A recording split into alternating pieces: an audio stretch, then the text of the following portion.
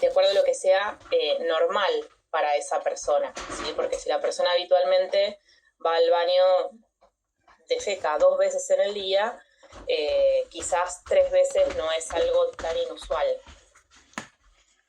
Lo que... Perdón, yo estoy admitiendo gente, mirando el presentismo. Me tocó yo, bebé. Entonces, tiene que cambiar la frecuencia respecto de lo que es habitual para esa persona y también la consistencia en la que vamos a ver materia fecal de consistencia predominantemente líquida, ¿sí? Habitualmente es un síntoma de infecciones del tracto digestivo dadas por diferentes entidades microbiológicas y, como decía hace un ratito, la transmisión por alimentos o agua de consumo que están contaminados o que no están bien saneados, o bien de persona a persona, como un contacto directo por una higiene deficiente, son las principales causas. Los periodos de duración son cortos, por eso las llamamos agudas, y principalmente de lo que nos vamos a ocupar es de tratar la pérdida de agua y electrolitos. En un principio, justamente, tenemos que prestar atención a la hidratación del paciente, que es lo que va a estar comprometido, y va a ser según el estado nutricional, estado general, mejor dicho, oral preferentemente, y si eso no es posible, buscaremos la vía parenteral alternativa. Como les decía, las cosas que podemos hacer, cómo podemos prevenir estas enfermedades, que decimos que son fácilmente evitables, porque tienen que ver con mantener la buena higiene general y de los alimentos en particular, ¿sí? Como vemos acá en estos dibujitos, que son muy visuales y muy sencillos para compartir con la población: higiene de manos, temperaturas seguras de almacenamiento y de traslado de alimentos también podemos agregar acá, no perder la cadena de frío, realizar una cocción completa, no dejar, por ejemplo, jugos rojos en las carnes, en ningún tipo de carne preferentemente, sobre todo en esta población de riesgo de menos de 5 años, que es la que termina padeciendo la enfermedad grave. Obviamente en esto de los alimentos tiene que ver mantener todo lo que está cocido por un lado y lo que está crudo por otro, refiriéndonos predominantemente a las carnes, para evitar esta contaminación cruzada. Lavar, higienizar los alimentos con agua segura, con agua potable, y consumir leche pasteurizada. Ahí también prevenimos otras enfermedades como brucelosis. Gaby, está bien. ¿Cuál es la dietoterapia en las diarreas agudas? Básicamente de lo que nos vamos a ocupar es de mejorar rápidamente el cuadro del paciente. Primera cosa que nos interesa es mejorar la hidratación, evitar que este paciente se deshidrate debido a esa pérdida elevada de líquidos con la frecuencia elevada de deposiciones. Vamos a preferir en las primeras 12 a 48 horas de iniciados los síntomas, hidratación vía oral o parenteral si es que no hay tolerancia oral, y de a poco vamos a ir agregando alimentos sólidos que obviamente vamos a ir seleccionando según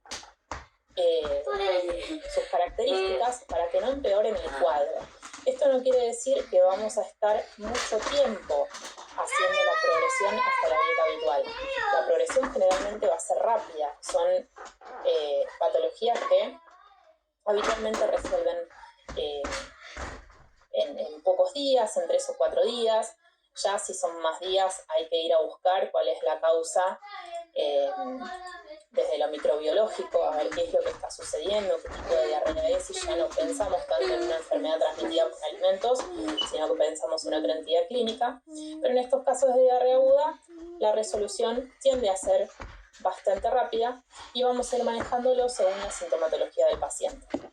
Lo primero que vamos a hacer una vez que empecemos con la alimentación sólida, a las 12, 24 horas, según cómo vaya evolucionando ese paciente, es seleccionar alimentos que sean, nosotros decimos, astringentes, ¿sí? Que eviten que el intestino siga perdiendo líquido, y obviamente evitar alimentos que eviten el arrastre o que provoquen el arrastre de agua a la luz intestinal. Vamos a hacer una selección de fibra el primer día por lo menos.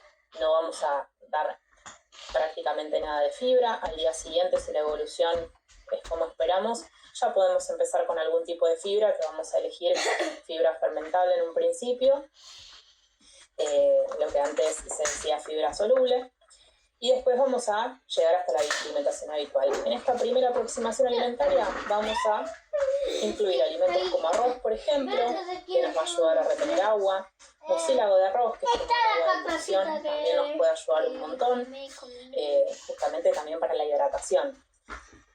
Jaleas dietéticas. ¿Por qué dietéticas? Porque estamos buscando que no haya grandes concentraciones de azúcar en la luz intestinal, justamente porque el azúcar va a arrastrar agua, entonces puede llegar a empeorar el cuadro. Me acuerdo que mi colega en la primera clase estuvo hablando acerca de evitar, por ejemplo, el Gatorade o esas bebidas con grandes concentraciones de azúcares, que en realidad las elegimos porque tienen gran concentración de electrolitos con el agua. En ese sentido nos vienen bien, pero en el sentido de evitar estas concentraciones de azúcar, y el azúcar que termina siendo hiperosmótico, es contraproducente. Entonces, podemos dar ese tipo de bebidas si es que son sin azúcar. Hay algunas en el mercado. Preferimos igual de todos modos las sales de rehidratación comerciales. Y en el caso de la alimentación, vamos a elegir todos los alimentos que habitualmente son de alto contenido en azúcar, vamos a tratar de evitarlos. ¿Sí? Si la persona quiere tomarse, por ejemplo, un té con azúcar, tiene que ser muy poquita cantidad, si no vamos a preferir que lo tome amargo, o si no le gusta, seleccionar algún edulcorante no nutritivo. Pero siempre, si elige ponerle azúcar, con poca cantidad. Antes, por ejemplo, se daba dulce de membrillo como para esta primera dieta. Lo que pasa es que el dulce de membrillo, por un lado, tiene el astringente de los taninos del membrillo, eso sería correcto, pero el membrillo es fruta. Si le agregamos el componente azucarado del dulce compacto, ahí tenemos otra vez el mismo problema de las grandes concentraciones de azúcar. Podemos usar membrillo fruta, por ejemplo, en una compota, porque se puede comer, pero es bastante duro, pero en una compota podría ser tranquilamente. Manzana rallada, si lo va tolerando, después le progresamos la consistencia. Té común, té negro. Y también gelatinas que nos van a ayudar en la hidratación, podría ser una primera opción para esas primeras 24 horas sobre todo. Caldos colados, ya sea de frutas o de verduras, por ejemplo el agua de la compota si no tiene mucho azúcar, o un caldito de verduras naturales. Perdón, Caro, yo en el caso de la gelatina, sí, lo que a veces les hago la salvedad es el tema del colorante que tengo, que sea una gelatina de color claro, porque a veces los colorantes pueden irritar más la mucosa, entonces nada, trato de decirles de qué frutilla, cereza, no, si consiguen de los colorantes amarillos, mejor. Sí, bueno, no es un alimento de primera elección, o sea, si tiene gelatina y le gusta, está bien, pero más que nada para un chico si no puede hidratarlo. Tiene hay otros alimentos que podemos elegir mucho más naturales. Siempre vamos a elegir los alimentos más naturales dentro de las opciones que tengamos.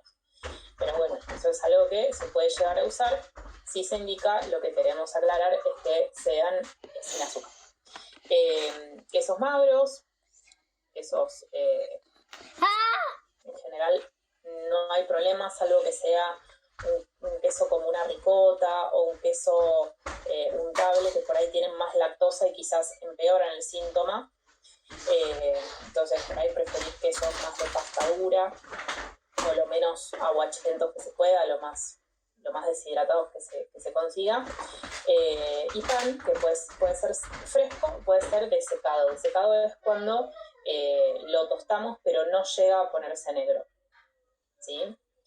Porque eso puede provocar otros síntomas gastrointestinales. Entonces fresco o desecado en el horno, en la tostadora, donde sea. Y el último paso va a ser llegar otra vez a esa dieta habitual.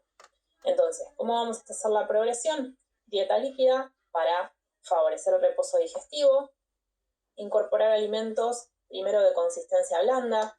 Acá también quizás vamos a elegir temperaturas templadas, no sobrecargar el estómago para que el paciente progrese sintomatológicamente lo mejor posible y lo más rápidamente posible para volver a la alimentación normal pronto. Después empezamos a progresar consistencia, digestibilidad y fibra, y siempre sabiendo que si vuelve a empeorar la sintomatología, podemos volver a los pasos anteriores. Y, por último, tratar de llegar a la alimentación general. Segundo tema que vamos a hablar hoy un poco es cirugías bariátricas. No sé cuánto les puede afectar a los gastroenterólogos una consulta, digamos, qué prevalencia de consultas por cirugía bariátrica tienen en la práctica cotidiana, pero es un paciente que en general todos en nuestra práctica en algún otro estadio solemos cruzárnoslo. Entonces está bueno que conozcamos cómo es el aproximamiento terapéutico. Primero que nada, todas las guías para el tratamiento de la obesidad a nivel nacional e internacional coinciden en que el tratamiento incluye una serie de cuestiones que siempre son acordes a la individualidad del paciente. Y obviamente la práctica que se elija hacer tiene que ser una práctica que sea consensuada entre el paciente y el equipo, preferentemente interdisciplinario. ¿Por qué digo preferentemente interdisciplinario? Porque un paciente con una obesidad de larga data, lo más probable es que el nutricionista solo no pueda llegar a la contención que necesita para hacer un tratamiento adecuado. Siempre vamos a necesitar apoyo de médico, vamos a necesitar apoyo psicológico, terapéutico y vamos a, en muchos casos, vamos a necesitar en pacientes de gravedad, quizás también consultas psiquiátricas. ¿Qué es lo que elegimos? Siempre tratar de armar un plan de alimentación adaptado a esa persona, a la realidad de esa persona y a la historia que tiene en relación a la obesidad. En la medida de lo posible, actividad física. La actividad física, la verdad que son muy pocos los casos puntuales en los que está contraindicada, entonces siempre es un tratamiento de elección la actividad física, obviamente adaptada al paciente. ¿Sí? Yo he atendido personas que pesan 200 kilos y las mandan a caminar, y la verdad que para sus articulaciones de los miembros inferiores no es la mejor actividad para un obeso mórbido la caminata. Entonces esto también hay que adaptarlo y si es necesario trabajar en conjunto con profesores de educación física. Psicoterapia, preferentemente cognitivo-conductual, y ver la posibilidad o la necesidad de esa persona de realizar un tratamiento o un acompañamiento psiquiátrico también. Farmacoterapia, yo acá les puse, digamos, algunas medicaciones que pueden llegar a elegirse para el tratamiento de la obesidad. Se van a elegir según las características del paciente, no es que una de estas medicaciones se elige porque sí. Fíjense que muchas son medicaciones psiquiátricas, entonces necesitamos ahí sí o sí la pata del colega de otra especialidad. ¿Qué se puede usar? Orlistat, que es un fármaco básicamente lo que hace es inhibir la absorción de grasas en el tubo digestivo. Hoy por hoy se usa muchísimo esta combinación que se llama Naltreva, el nombre comercial, por lo menos acá en Argentina, que es una combinación de bupropión y naltrexona. Bupropión es un medicamento que también se usa muchísimo para la cesación tabáquica y se está viendo que funciona bastante bien en unas primeras instancias de tratamiento en pacientes con obesidades mórbidas. Masindol, fluoxetina, sertralina, topiramato, y también a veces usan, no sé si tiene mucho sentido usarlo como un medicamento solo, la liraglutida, que como nombre comercial acá tenemos, se vende como Saxenda, que es un análogo de incretinas. Obviamente no es el objetivo del tratamiento de este medicamento, o sea, el objetivo terapéutico de este medicamento tratar la obesidad, pero a veces se puede usar. No es un fármaco de primera elección, claro que sí, para tratar la obesidad. Y de hecho en la obesidad no es la farmacoterapia el tratamiento de primera elección. Y de lo que queremos hablar, que es la cirugía bariátrica. La cirugía bariátrica, yo acá les traje algunas algunas leyes de acá de Argentina que sirven como para dar un marco y comprender qué tipos de pacientes son los que deberían tener una indicación de cirugía bariátrica. ¿Cuándo es de elección la cirugía bariátrica? Según la bibliografía y los consensos que existen, la vamos a elegir en pacientes con índice de masa corporal mayor a 35, que tengan comorbilidades como diabetes, hipertensión, etcétera, enfermedades metabólicas, o sea, que tengan un riesgo elevado cardiometabólico, y en pacientes con índice de masa corporal mayor a 40, tengan o no comorbilidades, si el índice de masa corporal es mayor a 40, pero siempre que no logren un descenso de peso con todas las instancias previas de tratamiento, ¿sí? Yo he atendido, y creo que Magali también, pacientes con cirugías bariátricas hechas o indicación de cirugía bariátrica que pesaban 90 kilos o 100 kilos y que no habían hecho ningún tratamiento previo para bajar de peso. Y la realidad es que no tenemos que dejar de considerar que es una cirugía con el riesgo quirúrgico que eso conlleva y que va a traer trastornos en el resto de la vida del paciente y que muchas veces no son informados, y eso éticamente no es correcto. ¿Cuál es el marco normativo que existe hoy por hoy en la Argentina? Tenemos, yo les puse acá algunos antecedentes.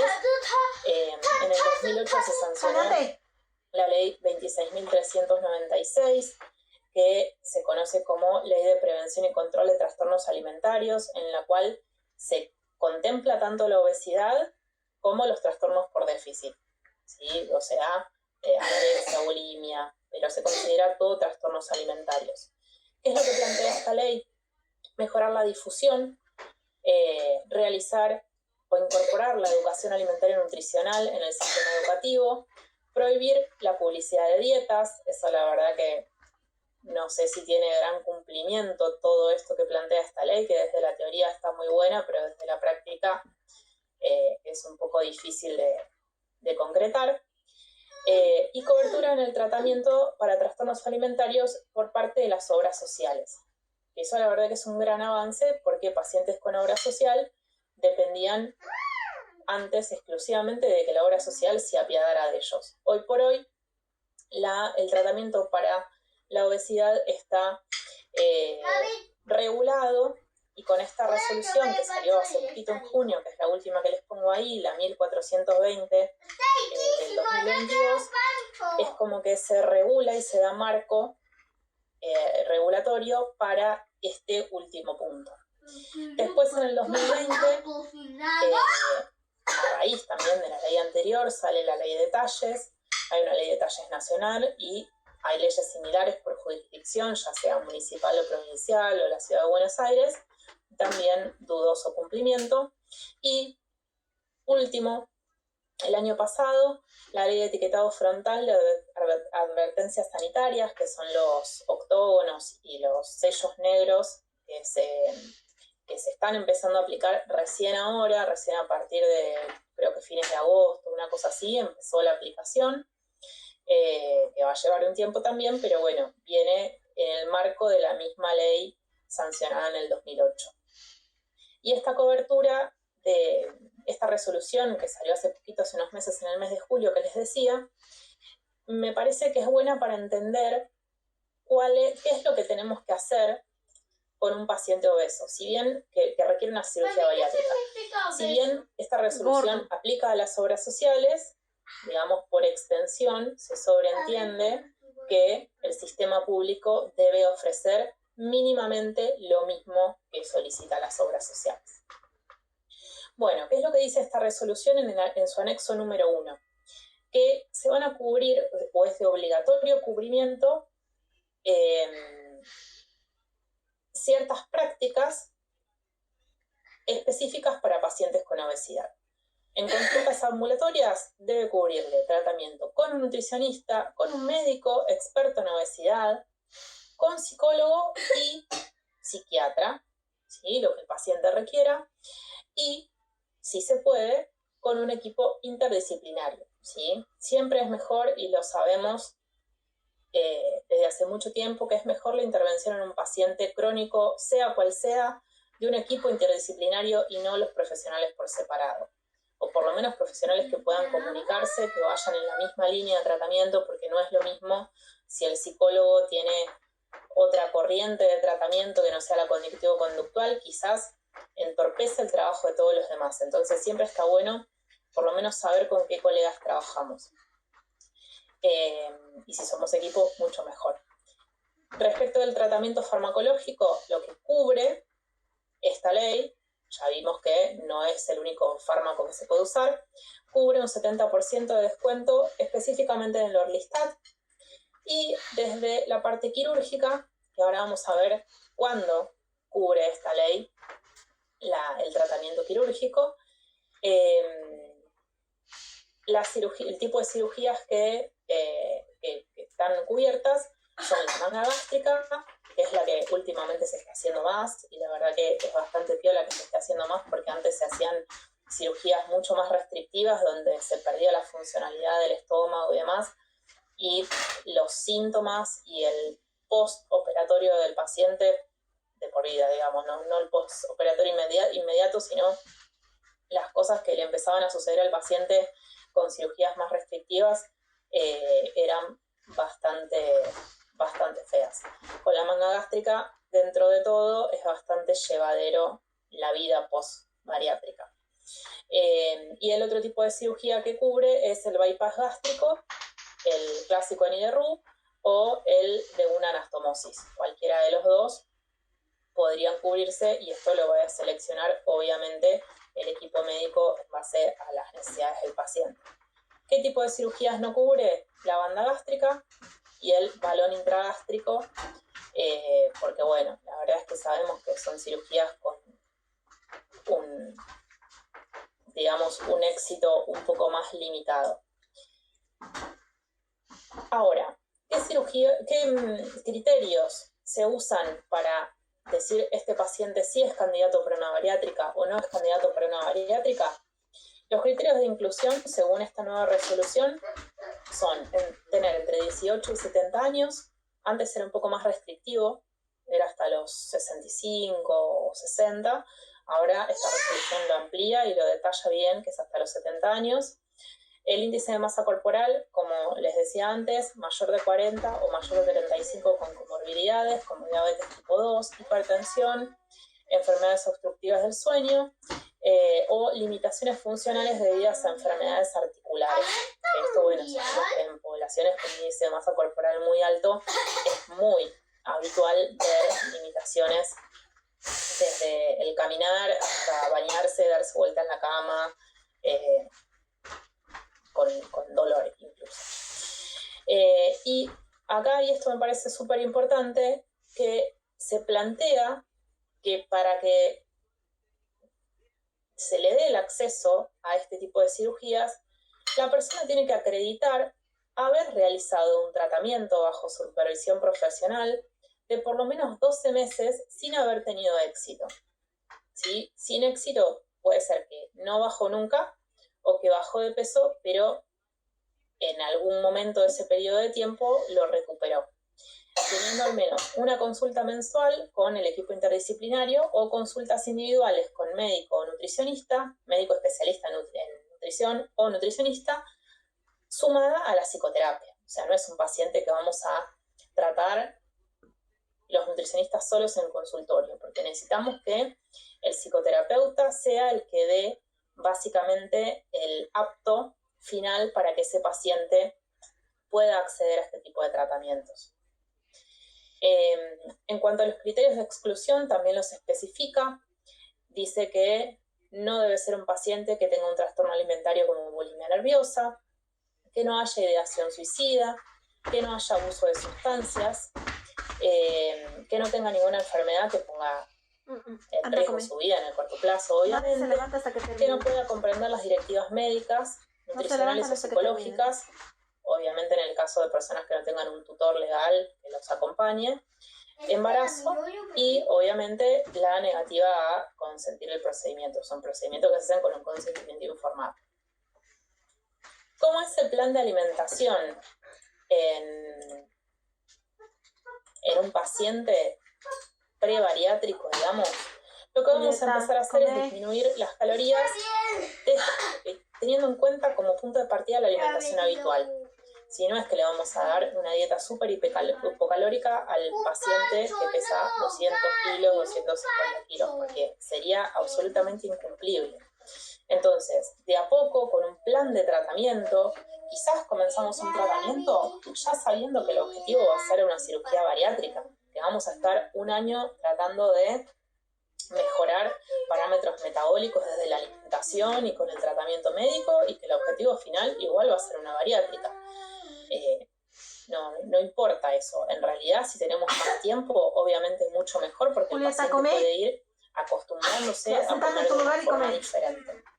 Entonces, Vale. vamos a ir disminuyendo de a 600 a 1000 calorías la alimentación habitual diaria, hasta llegar a una dieta ideal de 1200 a 1600 calorías, que la verdad que 1600 estaría más o menos bien, 1200 es bastante poco, si no es una dieta que nosotros le damos habitualmente a cualquier tipo de paciente. La distribución de macronutrientes va a ser normal, o sea, no va a haber diferencias con cualquier otro plan de la cantidad de hidratos de carbono, proteínas o grasas que vamos a elegir para este plan. Vamos a cubrir micronutrientes con esa cantidad de alimentos que les seleccionemos. Si hay un déficit previo en vitaminas o minerales, vamos a suplementarlo de forma medicamentosa. Vamos a evitar la cetosis, o sea, vamos a evitar que el paciente coma menos calorías de las que tiene que comer, que esté muchas horas en ayuno, etc.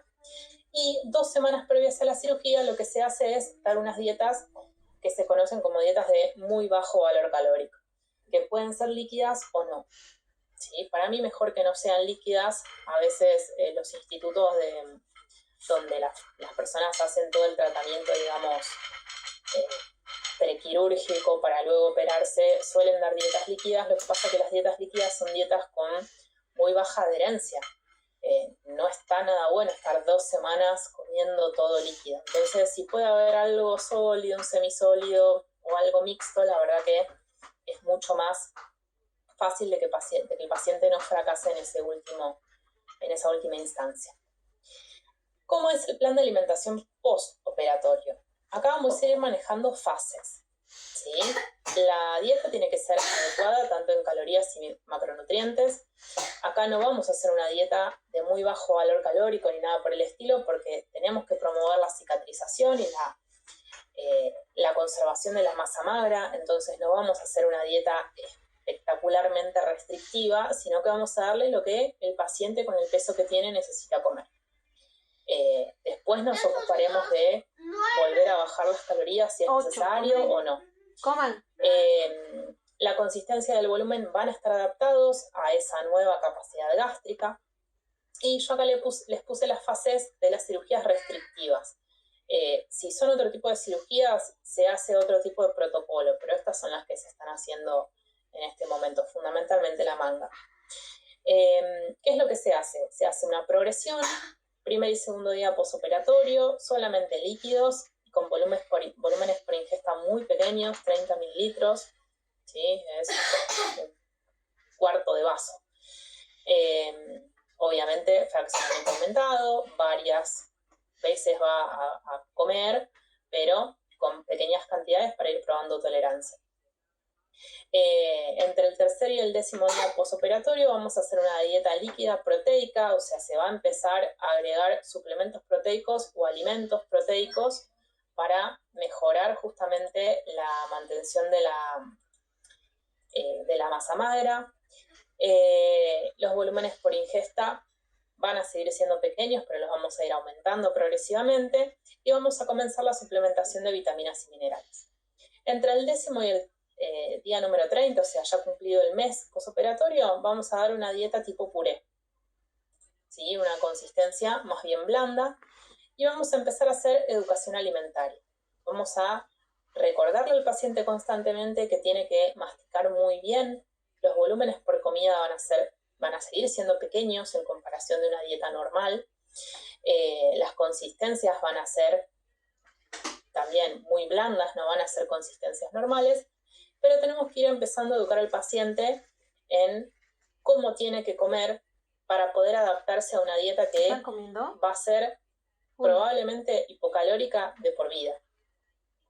Entre el día 30 y el 45 postoperatorio vamos a progresar un poco más en las consistencias, vamos a dar una dieta blanda, vamos a seguir haciendo educación alimentaria, vamos a darle los líquidos fuera de las comidas para no colmar la capacidad gástrica, vamos a usar platos más pequeños para que no sienta que no está comiendo nada, o sea, lo visual también ayuda acá.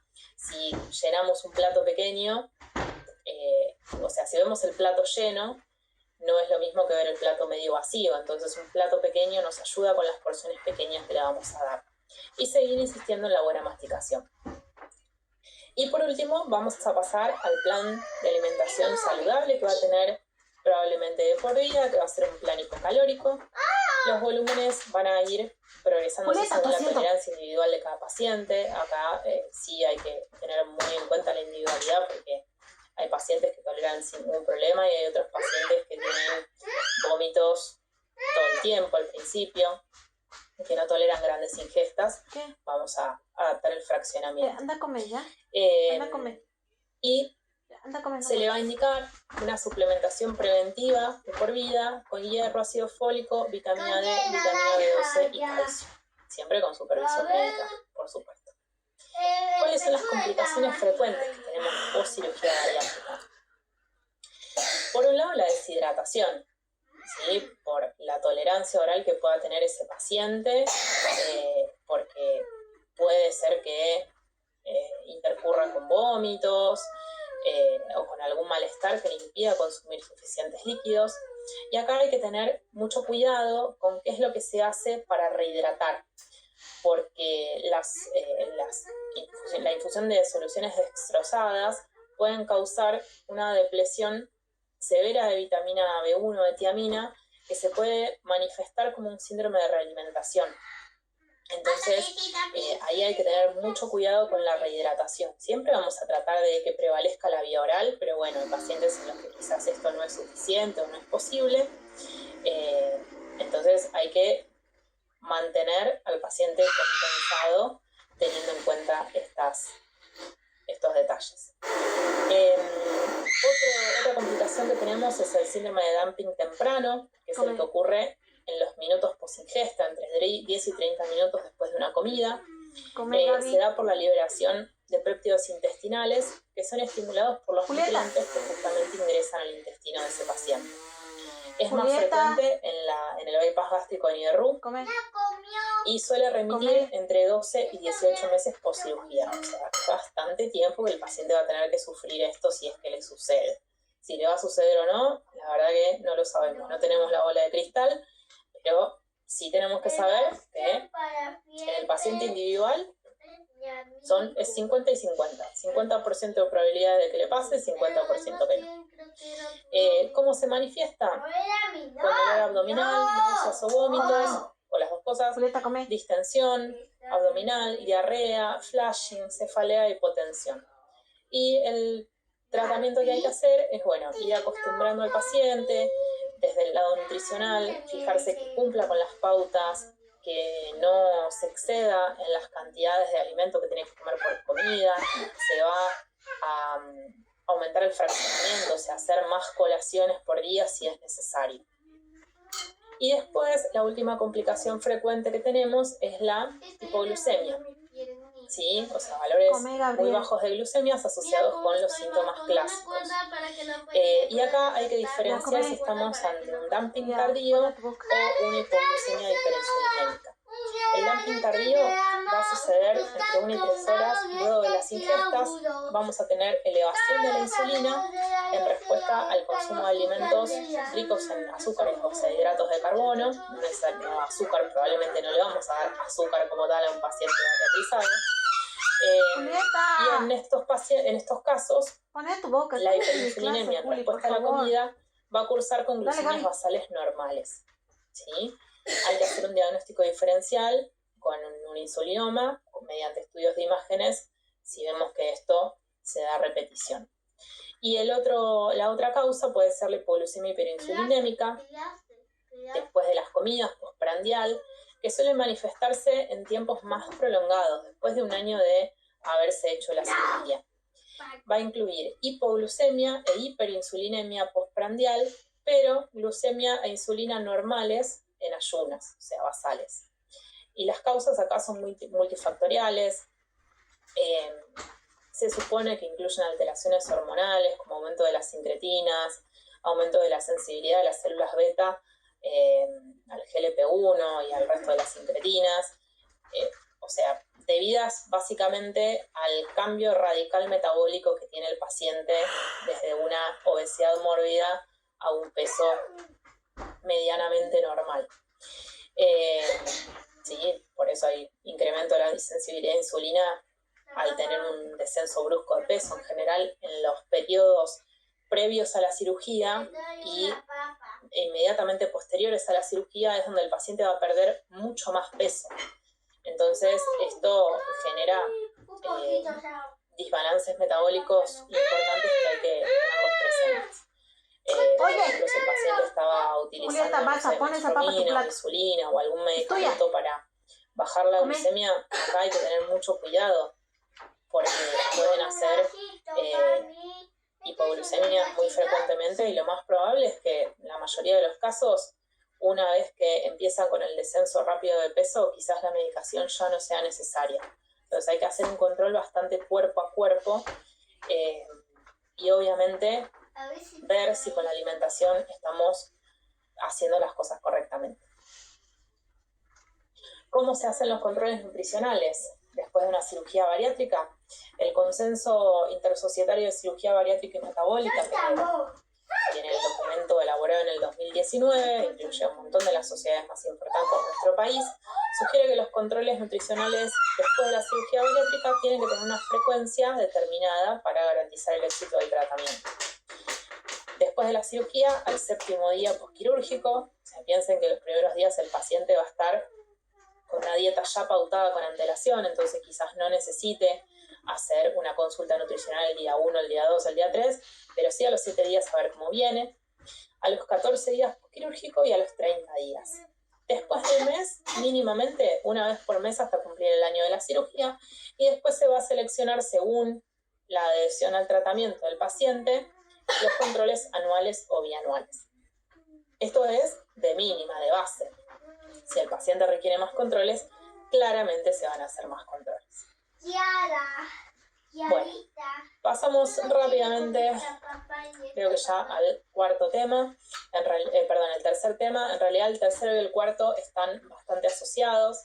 Queríamos hablar un poco de microbiota intestinal, porque es como uno de los temas de vanguardia que se vienen tratando desde la nutrición y desde la gastroenterología en los últimos tiempos, y cada vez hay más información nueva, interesante, y nos compete a ambas especialidades en su lugar cada el uno. Tratamiento de la misma. Bueno, ¿qué es la microbiota intestinal?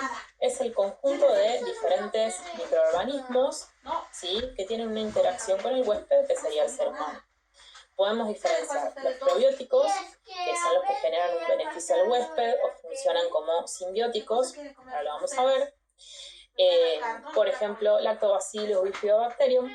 Tenemos los patobiontes, que en general son benignos, pero ante ciertas condiciones determinadas pueden generar alguna patología, como los Clostridium, el Enterococcus fecalis y otros. Y obviamente los patógenos oportunistas, que van a aprovecharse de situaciones, digamos, de inmunodepresión del huésped. ¿Por qué me estás cortando eso? Respecto a la microbiota, lo que buscamos es que la microbiota sea lo más variada posible, ya que modula los procesos de tolerancia alimentaria. Y esto es lo que tiene que ver con el último tema que vamos a hablar, que son las alergias alimentarias. Entonces, una microbiota con determinadas características va a favorecer o va a impedir que exista una tolerancia alimentaria a determinado compuesto. Y obviamente otras enfermedades en las que van a interferir o va a tener, digamos, prevalencia cuál es la integridad o cómo está la integridad de la barrera mucosa intestinal. Los antibióticos pueden tener un efecto de daño acumulativo, ¿sí?, en la microbiota, porque después de usar un antibiótico la variedad de especies de la microbiota baja un montón, hay especies que no van a llegar a recuperarse, hay especies que pueden llegar a, en general no van a volver a los valores que tenían en un primer momento previo al antibiótico, pero pueden llegar a prevalecer y pueden aparecer otras especies, ¿sí?, que le van a dar a la microbiota una característica completamente diferente de la microbiota inicial.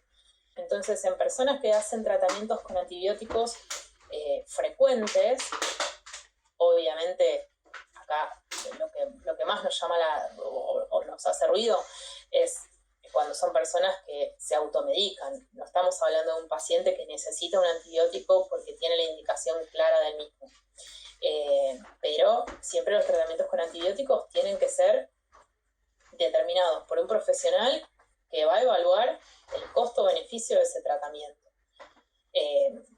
Y se sabe hoy por hoy, esto que les digo, que los antibióticos van a generar cambios en la microbiota, que pueden llegar a ser graves y favorecer patologías o no tanto. Lo que sí sabemos es que si la microbiota no se recupera en los primeros 6 meses de un tratamiento, posteriores a un tratamiento con antibióticos, es muy difícil que pueda volver a recuperarse, volver a ser como era en un primer momento.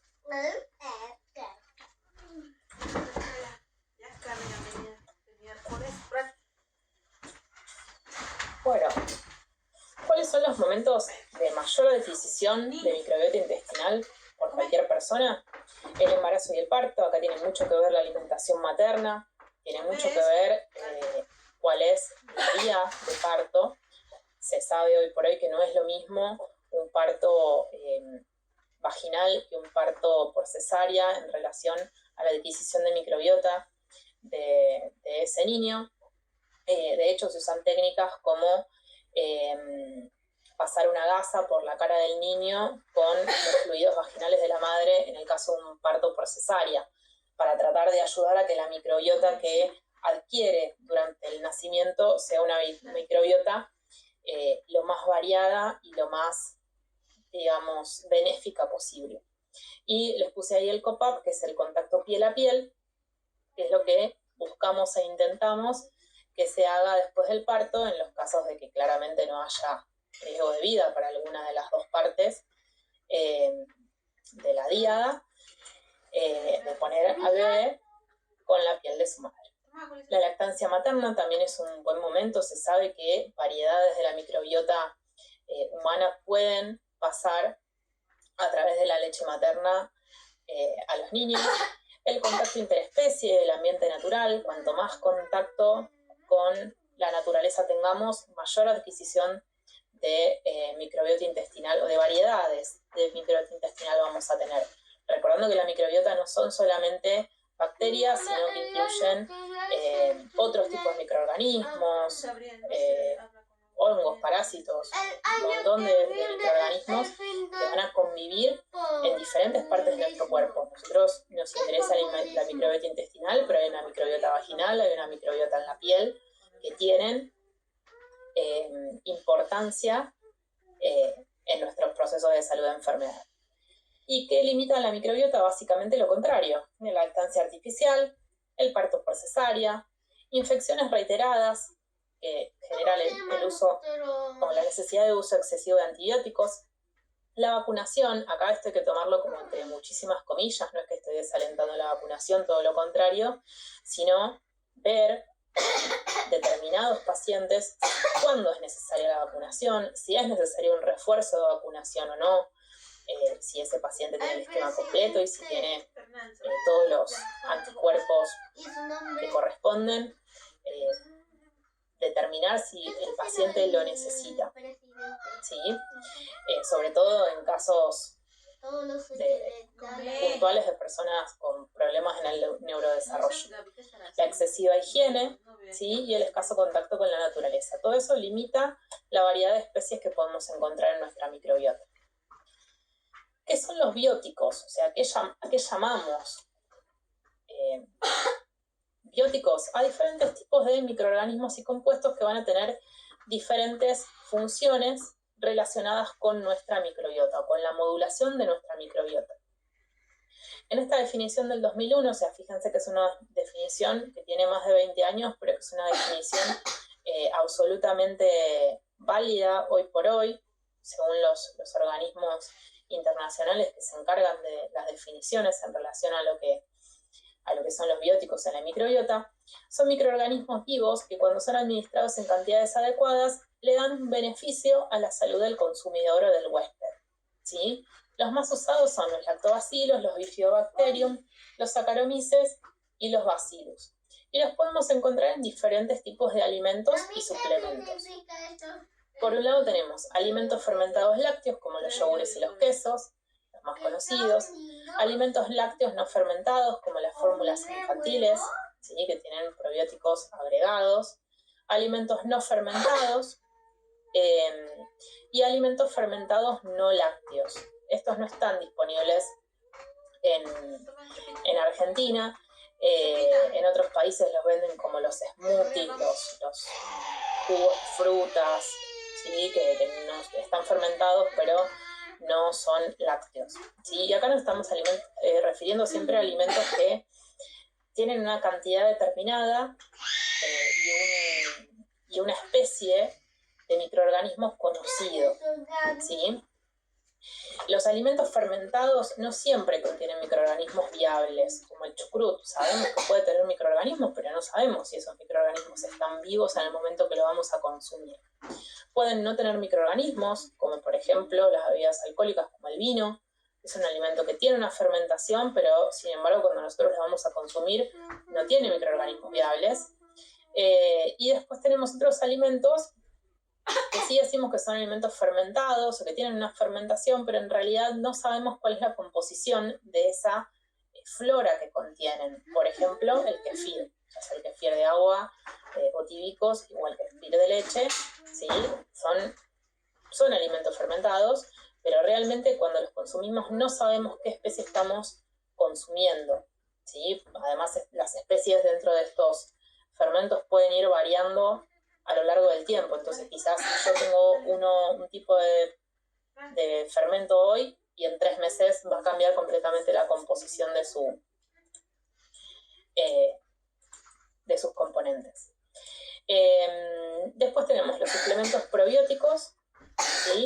Para hablar de un suplemento probiótico tenemos que estar seguros de qué género, especie y cepa estamos hablando, que tenga reproducibilidad, que sean seguros para el consumo, que podamos tener una trazabilidad de su formulación. Hay algunos que tienen evidencia en diferentes patologías, se pueden buscar en buscadores científicos como PubMed o alguno de esos, pero siempre tenemos que buscar que diga género, especie y cepa, ¿sí? Los que están comprobados tienen buenos metaanálisis, buenos estudios con evidencia científica que nos garantizan que estamos hablando de lo mismo. A veces lo que sucede con estos suplementos probióticos, los que encontramos en las investigaciones de internet, es que quizás en nuestro país no estén disponibles. O sea, básicamente en toda Sudamérica hay muchos que no están disponibles y a veces sí se puede, digamos, entre no dar nada y dar un suplemento que puede llegar a ser o tener una acción similar al probiótico que nosotros buscamos en PubMed y que tiene metaanálisis y que tiene estudios con evidencia, podemos dar alguno similar, que coincida género y especie con el que tiene evidencia, pero que quizás la cepa o no la sabemos o no la conocemos, pero tenemos el producto en el mercado. Yo creo que van a ir llegando de a poco. Los suplementos probióticos todavía no son una opción amplia en nuestro mercado. Y después tenemos los suplementos microbianos, que en este caso tenemos cepas no identificadas, ¿sí? Por ejemplo dice género y especie, pero no dice la cepa, y que al no decir la cepa no podemos encontrar si realmente tienen estudios que demuestren que tienen alguna evidencia en algún caso puntual de alguna patología, ¿sí? Los probióticos no restablecen la flora intestinal, pero sí pueden ayudar a aumentar la diversidad de esa flora, porque estamos agregando una especie nueva, potencialmente benéfica, a la flora existente en esa persona, ¿sí? Después tenemos otras definiciones, que son los prebióticos, que no son microorganismos, sino que son sustratos. Estos microorganismos utilizan selectivamente, estos microorganismos, me refiero al microorganismo de la flora intestinal, de la microbiota, los utilizan selectivamente para generarnos un efecto benéfico, ¿sí? Por ejemplo, los GOS, fructooligosacáridos, galactooligosacáridos, la inulina, los oligosacáridos de la leche materna, y tienen alguna evidencia cada vez más polidextrosa y lactulosa. Después tenemos los simbióticos, sin con S, no está mal escrito, es con N, no está mal escrito, no es con M. Los simbióticos son microorganismos o sustratos también selectivamente utilizados por microorganismos del huésped que van a dar un efecto benéfico, pero fíjense que no son solo sustratos como los prebióticos, sino que pueden ser microorganismos también. Microorganismo usado por otro microorganismo, ¿sí? Simbiótico con M sería dos microorganismos o dos organismos que se causan un mutuo beneficio. Es otra cosa, es otra definición. Y después tenemos los posbióticos. Todavía la definición de posbióticos está como muy nueva, que se refiere a un preparado de microorganismos inanimados o sus componentes, puede ser una parte de un microorganismo, que confiere un beneficio para la salud del huésped. ¿Sí? Simbióticos y posbióticos son conceptos mucho más nuevos, todavía las definiciones están un poco en el aire, y obviamente los compuestos que los tienen mucho más. ¿Por qué nos interesa básicamente hablar de microbiota? Porque la microbiota modula la comunicación entre nuestro intestino y nuestro cerebro, ¿sí? La microbiota a través del intestino se comunica con el sistema nervioso central y va a generar diferentes acciones, cambios de humor, de comportamiento y modulación en las reacciones al estrés. Y por otro lado, el sistema nervioso central se expresa a través del intestino, generando activación inmune, diferentes grados de permeabilidad intestinal, reflejos entéricos, señales neuroendocrinas y señales neuroinmunes. Los cambios en la dieta, distintos tipos de droga, el estrés, pueden producir disbiosis intestinales, o sea, alteración en la composición de la microbiota intestinal, y estos cambios en la microbiota intestinal son los que pueden afectar la comunicación bidireccional de este eje intestino-cerebro, ¿sí? Por ejemplo, un aumento de firmicutes o de ruminococcus y una disminución de bacteroidetes, bifidobacterium y lactobacillus, que son los que tienen el efecto potencialmente benéfico, puede generar cambios, ¿sí?, en la comunicación en el eje intestino-cerebro. Y las alteraciones que vemos desde lo temprano, desde el principio de la vida, son en el neurodesarrollo, y las alteraciones tardías tienen que ver con trastornos gastrointestinales funcionales, ¿sí? Entonces, realmente esto es lo que se viene, lo que se está estudiando, se sabe cada vez más. Todavía no se conocen todos los mecanismos de acción, pero sí sabemos que el eje intestino-cerebro es algo real y que tiene gran importancia en las enfermedades actuales. Bueno, voy a tomar un poco de agua y nos queda básicamente el último tema, que está muy relacionado con el tema de microbiota.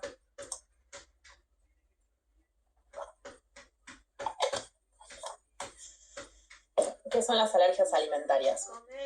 ¿Por qué elegimos alergias alimentarias? Porque si bien el tratamiento probablemente va a ser por parte del alergólogo o el alergista, el gastroenterólogo va a ser la puerta de entrada, ¿sí? Con las manifestaciones de las alergias alimentarias. ¿Qué es una alergia alimentaria? Básicamente se define como reacciones de hipersensibilidad iniciadas por el mecanismo inmunitario específico ante la presencia de un antígeno alimentario, ¿sí? En una persona no alérgica, la reacción, en vez de ser exagerada, en vez de ser una reacción de hipersensibilidad, va a ser una reacción de tolerancia y de aceptación ante ese antígeno específico. La prevalencia de alergias alimentarias se estima que es hasta un 10%, si bien la realidad es que la gente, sin tener un diagnóstico, muchas veces percibe una prevalencia mucho mayor. La real prevalencia igual bastante alta, un 10%.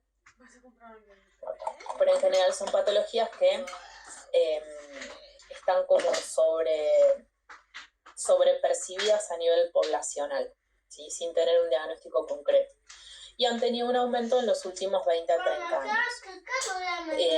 El mayor aumento se da en países industrializados, presumiblemente por el tipo de alimentación que tenemos y por los cambios en nuestra microbiota intestinal, y son más comunes en niños que en adultos. De hecho, muchas de las alergias alimentarias que aparecen en los primeros años de la infancia pueden ir resolviendo y generar reacciones de tolerancia más adelante en la vida, ¿sí? Por eso en los adultos no son tan frecuentes como en los niños. Hay alergias que son mediadas por IgE, hay alergias no mediadas por IgE y hay alergias mixtas, ¿sí? Pero siempre se refiere a un mecanismo inmunológico. El factor alergénico en general es un componente proteico de determinados alimentos que no depende tanto de cuánto tiene ese alimento, sino de que esté presente o no, porque va a generar esta reacción de hipersensibilidad al contacto con nuestra pared intestinal. La microbiota, como les venía adelantando, es la que modula este proceso. Si tenemos microorganismos benéficos, van a favorecer la tolerancia y van a interactuar con macrófagos de células dendríticas enviando mensajes químicos de tolerancia y de activación de las células del sistema inmunitario o no.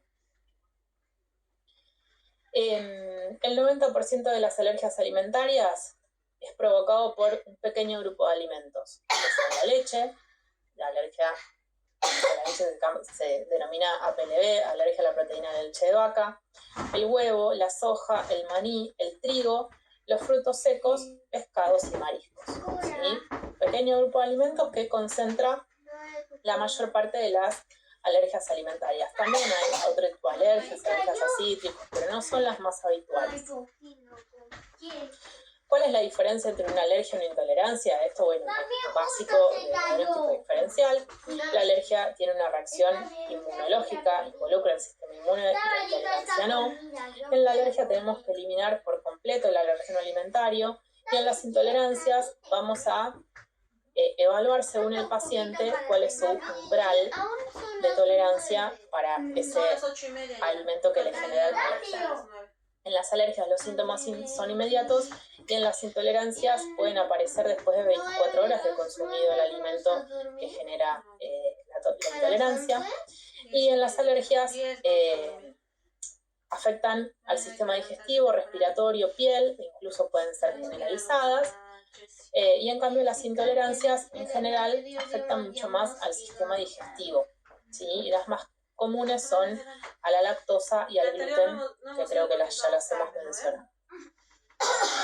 ¿Cuáles son los síntomas de las intolerancias alimentarias? Bueno, tenemos síntomas en diferentes aparatos o sistemas. Los síntomas dermatológicos incluyen el síndrome alérgico oral, la dermatitis atópica. De hecho, 1 de cada 3 dermatitis atópica es por causa alimentaria, la dermatitis de contacto, la urticaria, dermatitis del pañal a repetición y prurito y edema de la lengua. En cuanto a los síntomas respiratorios, tenemos rinitis alérgica, asma y, como más grave, hemosiderosis. Y los síntomas gastrointestinales, que son los predominantes o los que, digamos, más incomodidad generan o más miedo nos dan, los severos cólicos, vómitos inmediatos posingesta, los 10-15 minutos posingesta, reflujo gastroesofágico, constipación, no cualquier constipación, sino dentro de un cuadro sintomatológico, y enterorragia y proctocolitis. ¿Qué herramientas diagnósticas tenemos disponibles? Primero que nada, una historia clínica exhaustiva. Hay que preguntarle todo al paciente. Incluso hay que preguntar, en general estamos hablando de pacientes que son niños muy pequeños, entonces hay que preguntarle todo a las familias y hay que preguntarle todo respecto de incluso los padres, ¿sí? Si hay diagnóstico de rinitis o de atopía o de alergias alimentarias en los padres, es mucho más probable que ese niño tenga también una alergia alimentaria. Me trae una botella azul, ahí yo traigo. Después lo que se puede hacer es lo que se denomina dieta de exclusión y reintroducción programada. Hay 2 test que no están actualmente disponibles en nuestro país, que son el test de basófilos y la presentación controlada por endoscopía. La medición de la medición de IgE específica para la proteína de determinado alimento, ese sí se puede hacer, es bastante útil. Y ahora les voy a decir a continuación cuál es el gold estándar. Para la dieta de exclusión y de reintroducción programada, lo que se hace es suprimir de la dieta el alimento sospechoso, ¿sí? O los alimentos sospechosos, por lo menos durante 2 a 4 semanas, porque los síntomas a veces pueden persistir. No es que sacamos el alimento y mañana o en una semana el paciente ya no va a tener síntomas, probablemente perduren un poco. Entonces lo ideal es que la exclusión de la dieta sea por lo menos de 2 a 4 semanas, y si podemos un poquito más mejor. Sobre todo, por ejemplo, en el huevo, que las alergias al huevo suelen durar mucho más tiempo que cronológicamente, ¿no? Que otro tipo de alergias. La alergia a la proteína de leche de vaca por ahí resuelve mucho tiempo antes, y la alergia al huevo puede perdurar hasta los 4, 10 años. Si la exclusión coincide con un periodo libre de síntomas, vamos a empezar a hacer una reintroducción programada de ese alimento o alimentos sospechosos para ver si realmente causa los síntomas, ¿sí? Si reincorporamos el alimento y causa los síntomas, ya lo tenemos identificado. Y obviamente esto no se hace en casos graves. Si tenemos un paciente que ante el primer contacto es una reacción anafiláctica, bueno, no es un paciente que vamos a manejar de forma ambulatoria, lo vamos a manejar en un contexto hospitalario donde tengamos un ambiente controlado y los recursos para la emergencia. Otra prueba diagnóstica que tenemos son las pruebas cutáneas. Tenemos el prick test, ¿sí? Que es una muy buena prueba, tiene un valor predictivo positivo y negativo bastante alto, ¿sí? El punto de corte es el diámetro de la pápula de 8 milímetros, más de 8 milímetros sería positivo para ese alérgeno. Hay otras variables que son, por ejemplo, el prick to prick test, que se hace con alimentos frescos. El problema con esto se puede hacer en casos muy puntuales, preferentemente con alergólogos que tengan experiencia tanto en este como en el test de parches, porque no están estandarizados, como sí lo está el prick test. Entonces, pueden ser útiles, pero tiene que hacerlo una persona que tenga realmente cancha, que sepa qué es lo que está haciendo y que tenga experiencia. Y la prueba de parche es lo mismo, ¿sí?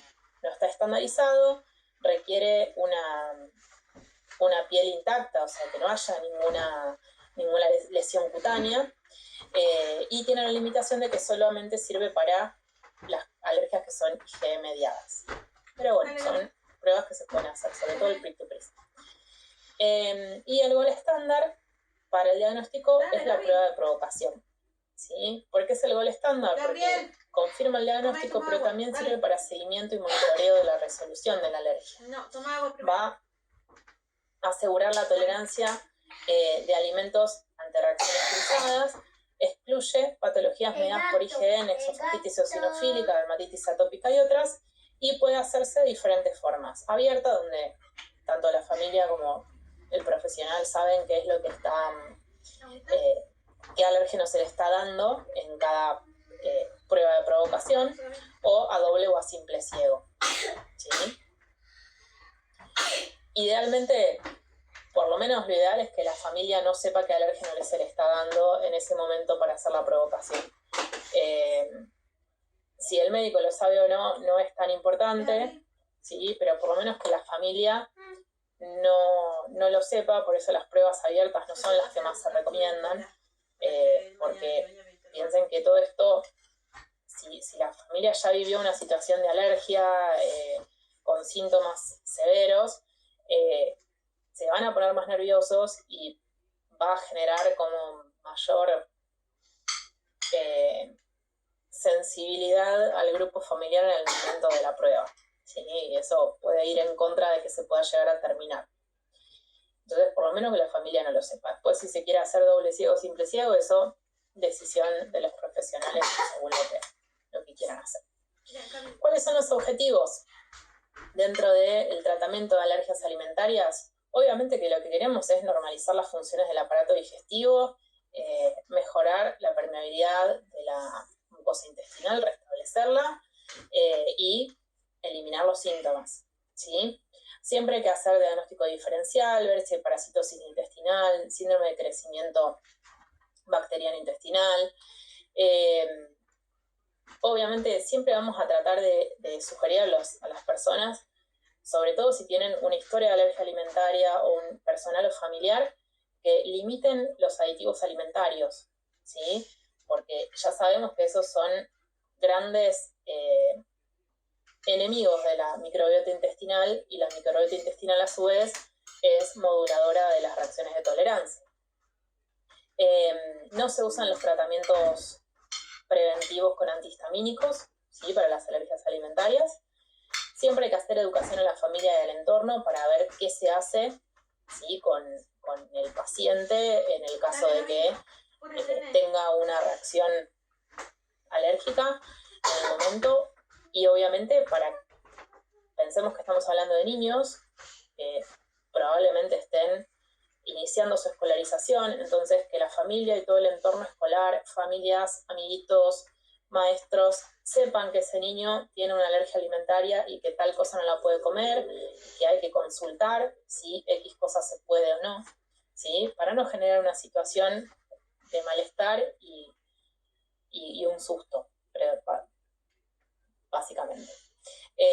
Obviamente utilizar sustitutos alimentarios, porque lo que queremos es que el paciente primero tenga muchas opciones para comer, no solamente te saco esto, te saco lo otro, sino decirle, bueno, esto lo sacamos, pero podemos hacer un reemplazo culinario con tal otra cosa, ¿sí? Para que tenga mucha diversidad la microbiota. Si nosotros limitamos los alimentos, fíjense que el factor común que venimos hablando en todas las charlas es siempre tratar de llevar lo antes posible a una dieta variada y normal.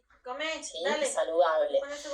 Esto es común a cualquier patología que nosotros podamos tratar. Siempre tratamos de que el paciente tenga una dieta variada y sana, ¿sí? Porque eso va a favorecer que la microbiota esté saludable, y si la microbiota está saludable, nosotros también. Obviamente, niños, hacer monitoreo del crecimiento, y algo también importante es estar atentos a la aparición de síntomas relacionados con los trastornos de la conducta alimentaria, porque es algo bastante predominante en poblaciones que han tenido alergias alimentarias, la aparición de trastornos alimentarios a futuro, debido a justamente que la restricción cada vez va siendo más obsesiva a la alimentación. Entonces, por eso es importante que demos sustitutos, que se den cuenta que no es que no pueden comer nada, sino que pueden comer otras cosas, ¿sí? Para no favorecer la generación de un trastorno alimentario que sabemos que no son de muy fácil resolución. Bueno, hasta aquí hemos llegado.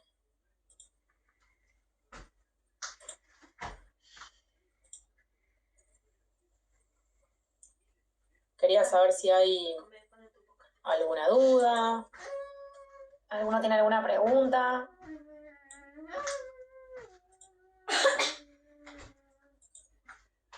Bueno, mientras agradezco para decirles que la verdad que son excelentes las 4 charlas que dieron. Espero que hayan aprendido mucho, que hayamos aprendido, me incluyo. Y bueno, nada, me falta cargar las últimas 2 clases. Vamos a tener menos tiempo. Brad. ¿Piensan alguna pregunta para el tema de hoy? Dale. Dale. ¿Ninguna duda? Por ahí hablen muy rápido. Están procesando la primera todavía. De los temas. Recuerden que vamos a ver que hay preguntas de examen que vamos a hacer nosotras dentro de las 4 clases. Si tienen alguna duda de alguna de las otras clases.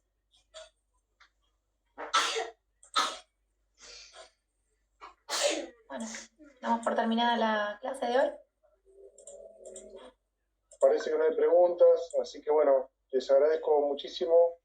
Nos piden un mail, perdón. Sí, un mail. Sí, no hay problema.